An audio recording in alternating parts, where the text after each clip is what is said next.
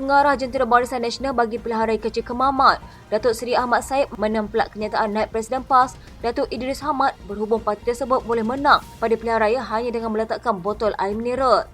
Beliau juga pengurusi UMNO Terengganu berkata, kenyataan yang dikeluarkan tersebut bukan sahaja merendahkan pengundi Kemaman, malah rakyat di kawasan berkenaan dianggap sebagai individu kurang cerdik. Katanya ini merupakan sikap angkuh kepimpinan PAS dan penyokong-penyokong PAS. Bayangkan UMNO yang banyak berjasa pada negara dan negeri ini diibaratkan lawan botol air pun boleh menang kalau letak botol tersebut. Inilah mentaliti orang PAS yang memperkecilkan seseorang, sedangkan umat Islam menjaga tata laku dan percakapan. Jangan menghina dan memperlekehkan orang lain. Apakah orang Kemaman ini tidak berhati perut, tak ada maruah dan harga diri? Sebab itu saya minta orang Kemaman supaya jagalah harga diri kita dan janganlah terpengaruh dengan mereka PAS. Pada 19 November lepas, sebuah akhbar tempatan melaporkan Idris waktu berceramah di unit daerah mengundi. Pekan Kijam menyatakan PAS optimis membentang pengundi Terengganu yang memberi sokongan padu kepada parti itu akan berterusan pada PRK Kemaman. Menurut Idris, sekiranya meletak botol air mineral sekalipun, PAS boleh menang pada pilihan raya berkenaan. Mengulas lanjut, Ahmad yang juga bekas Menteri Besar Terengganu itu menyeru supaya pengundi Kemaman mempunyai kesedaran dengan memilih cara terbaik daripada Barisan Nasional untuk menjadi wakil rakyat di kawasan tersebut demi kebaikan dan kesejahteraan mereka. Katanya, kita minta rakyat Kemaman berfikir dan menyedari bahawa calon yang kita letakkan ini merupakan seorang calon hebat dan berkaliber di mana beliau boleh memberi perkhidmatan terbaik pada mereka. Kita harap dalam kesemua parlimen di Terengganu ini ada wakil satu-satunya kerajaan perpaduan. Kita nak rakyat Kemaman sedar bahawa ini semua demi kepentingan mereka sendiri. PRK Parlimen Kemaman pada 2 Disember ini menyaksikan saingan dua penjuru antara calon Barisan Nasional iaitu bekas Parlimen Angkatan Tentera Malaysia Jeneral Besar Tan Sri Raja Muhammad Effendi Raja Muhammad Noor dan Menteri Besar Terengganu Datuk Seri Dr. Ahmad Samsuri Mokhtar bagi PAS. PRK Parlimen Kemaman diadakan susulan keputusan Mahkamah Pilihan Raya Terengganu pada 26 September lalu yang membatalkan kemenangan calon PAS Cik Alias Hamid pada pilihan raya umum ke-15.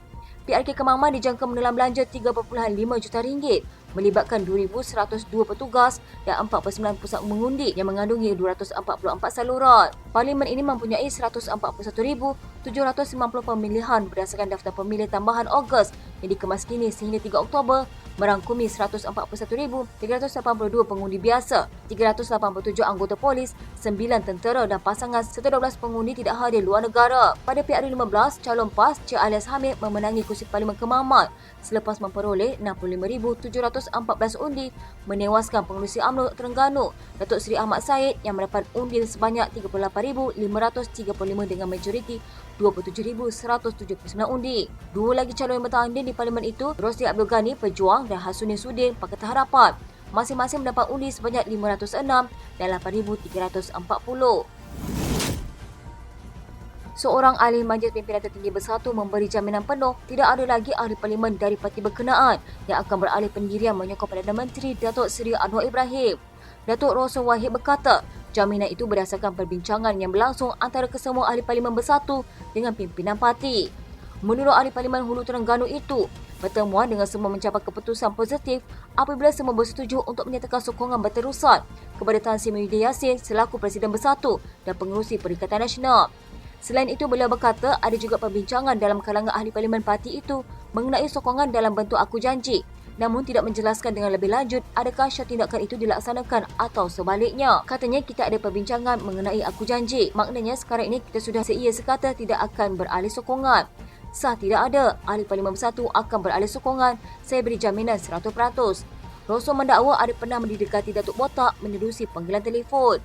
Beliau mendakwa ada dijanjikan projek pembangunan di kawasan Parlimen Hulu Terengganu sebagai syarat perlu menyokong Anwar. Katanya saya secara peribadi ada dihubungi, ada nombor-nombor telefon yang pelik saya tidak angkat masa dalam tempoh waktu yang dicuba nak lobby. Kebelakangan ini ada nombor telefon pelik saya tak angkat. Saya jarang tak angkat telefon sebenarnya. Sejak 1999 saya bergelar YB. Sampai sekarang semua panggilan telefon saya angkat. Semua nombor telefon saya bagi kepada semua orang. Kebelakangan ini bila ada isu sebegini saya tidak angkat panggilan telefon. Sekarang ini tidak ada lagi. Timbalan Presiden Bersatu Ahmad Faizal Azumu menyatakan Parti itu memiliki ramai tokoh yang berpotensi untuk mengetuai parti dan bukan terhad kepada Hamzah Zainuddin.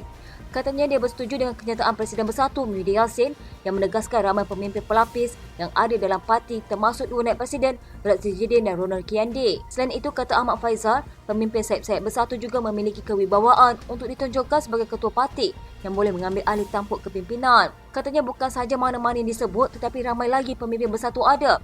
Misalnya Ronald Kiande, Razif Jidin dan pemimpin-pemimpin Armada, Sri Kandi, ini semua mampu mengambil alih tampuk pimpinan.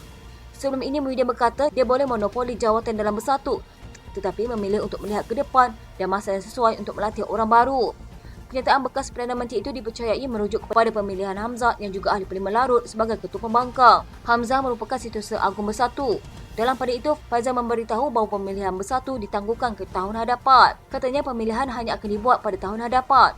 Kami telah buat keputusan untuk menangguhkan pemilihan selama 18 bulan mengikut yang dibenarkan dalam perlembagaan.